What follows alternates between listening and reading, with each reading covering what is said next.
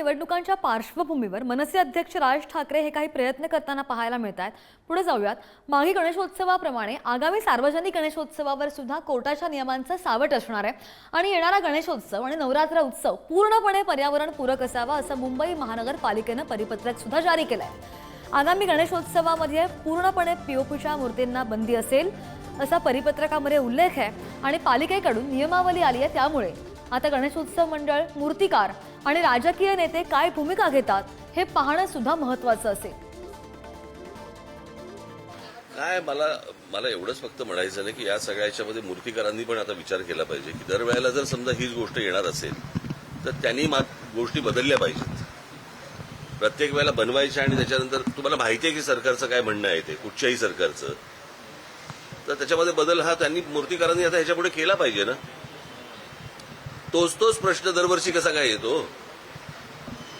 दरवर्षी आपण काहीतरी एक भूमिका घ्यायची आणि मग त्याच्यानंतर गणपती येणार म्हणून आपण त्या मूर्त्यांना, कारण त्याच्यामुळे होणारं पोल्युशन हे खूप मोठ्या प्रमाणावरचं आहे। हे मला असं वाटतं आता मूर्तिकारांनी पण या गोष्टीचा विचार केला पाहिजे, काहीतरी दुसरा मार्ग त्यांनी काढला पाहिजे।